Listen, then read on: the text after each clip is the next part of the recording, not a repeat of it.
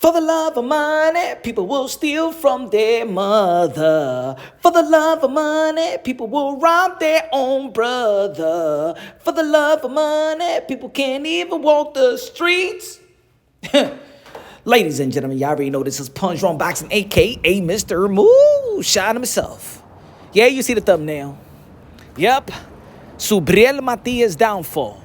El Boricua. Puerto Rico, shout out to all the people in Puerto Rico. Y'all already know, Bayamón, Aguadilla, Carolina, San Juan. The reason why Subriel Matias has his downfall is because of greed. And I ain't just talking about Subriel Matias, but I'm talking about Subriel Matias' team. Ladies and gentlemen, let's start this off with, you know and I know, for the people that's, familiar with the channel, is that Teofimo Lopez sent Subriel Matias a contract to fight February 8th, Super Bowl week, right? Top rank, one is Subriel Matias. Unification bout, big fight, $1.5 million for that fight. Would have earned quadruple more money than he's ever earned, yet it would have been for the biggest fight. The biggest fight in the 140-pound division, fighting the lineal champion Teofimo Lopez. But guess what? Nah. They came up with, they had an hand injury, even though the facts is that the Nevada State Commission never gave him a suspension. And you got to understand this, whether you like it or not, folks. I don't know if you know the sport of boxing, but I know because I'm in the sport of boxing as well. And I've advised fighters, and I've been with the fighters before they fight, after they fight, when they check medicals and stuff like that, because you get checked. So he never had a suspension with a hand injury. And I was saying throughout the months that the reason why they didn't take that deal to fight Teofimo Lopez is because they're looking to get a more lucrative deal, a package deal, a multi-fight deal, whether a PBC or Matchroom Boxing. Let's not forget Subriel Matias went for that 5K run with Eddie Hearn. At the end of the day, remember that Subriel Matias was already signed to a promotional company. So it's not necessarily that Subriel Matias is looking for a lucrative contract in terms of just Subriel Matias. It's actually his promotional company that co-promoted with Matchroom Boxing. See, they looking to get their investment back from Subriel Matias. It was more their deal than the important deal to get Subriel Matias that big fight versus Teofimo Lopez, that legacy fight and money fight just for Subriel Matias. They wanted to make sure that they're going to get their cut too. Now, this is the business of boxing. It is what it is. But I believe greed is the downfall of Subriel Matias, and especially his loss versus Liam Paro. Because there's one thing about losing to Liam Paro, but there's another thing losing to Teofimo Lopez. See, you would have gone to a unification bout, you would have lost to the lineal champion. And Teofimo Lopez was coming off from a great win, a great victory versus Josh Taylor. Both Matias and Teofimo Lopez was walking into this fight with great momentum. Great momentum. Great momentum. So let's say if Matias would have lost a decision versus if Matias would have lost a decision versus Teofimo Lopez, would have been that bad? Would his stock would have dropped? Nah, not really. Nah, maybe we'd be talking about a rematch. Maybe we'd be talking about a rematch this June, like right now. This could have been probably the rematch of Subriel Matias and Teofimo Lopez, right? If we're thinking about the warrior of Subriel Matias, that he'll never quit and stuff like that, right? And we're talking about the skill set of Teofimo Lopez and things of that nature, right? But look now, he lost to Liam Paro. Stock drop, never captivated the imagination, the emotions of the Puerto Rican fan base. Nobody gonna know who Subriel Matias is after this. Nobody speaking highly of Subriel Matias. That's it. Ain't nobody matching Subriel Matias no more. Remember, not even with Pitbull Cruz. No more Pitbull Cruz and Matias. Ryan and Matias. Regis Progress Matias. That shit, two losers. Nobody want to see that. Haney and Matias. That's it. Nobody want to see that. Because Subriel Matias never got in the ring with a champion. Never got in the ring with a former champion. Never got the opportunity at the age of 32 to take advantage and get him the biggest fight. The biggest opportunity. Is Subriel Matias ever going to become a champion again? He ain't beat a champion to become a champion. Let's be real.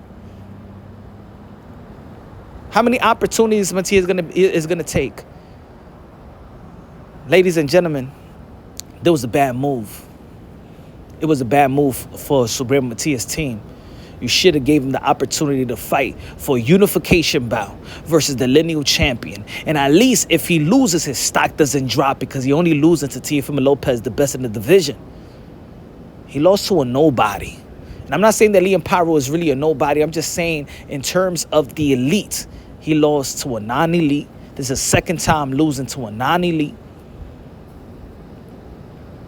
Never got the opportunity to face an elite. And he was still going to get paid with Teofimo Lopez. High risk, high reward. But his team just didn't want to get that one fight. They needed that multi-fight deal. Let me tell you something about these multi-fight deals.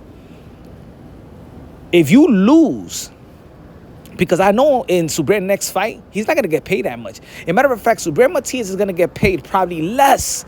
Listen to me, folks. Subriel Matias at his next fight is probably going to get paid less than what he made in his previous fight. Because remember, he was a champion. So right there, they're going to take his minimum away. And because he lost in these contracts in the sport of boxing, because I know 99% of you never seen a boxing contract, but I deal with boxing contracts. Let me say it like this. If you lose, the manager, the promoter, has the right to drop you. They have the right to drop you.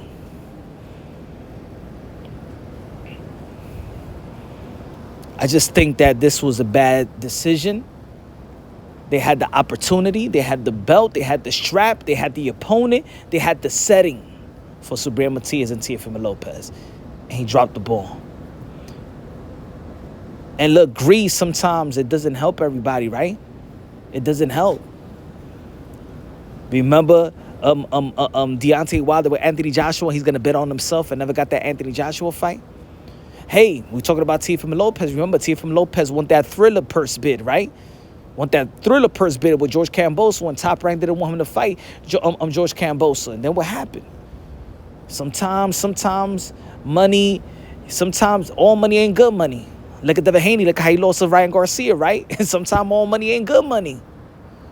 But at least with Teofimo Lopez and Devin Haney, they already accomplished straps. They already accomplished, and especially Teofimo Lopez, he already accomplished by being Vasily Lomachenko and Richard Comey. But Matias really haven't done anything. And this loss is really bad. And losing in front of his people, Puerto Rican, is really bad. And the way that he said about the post-fight, what he said in the post-fight interview, talking about that, basically he don't listen to his corner. He's going to go out there. His corner can't even tell him what to do and stuff like that. Then you know what? Your corner is just collecting their little 10%. He was very overwhelmed fighting in that stage. He thought he was Tego Calderon. It took him 10 minutes to get inside the ring. He paid attention. Everything he paid attention. He overlooked Liam Paro.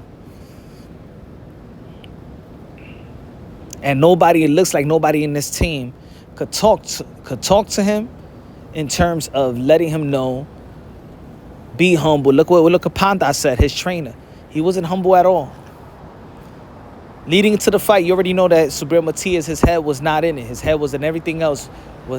And I understand he's fighting in front of his people, so he wanted to soak all in the moment. I understand. It does happen.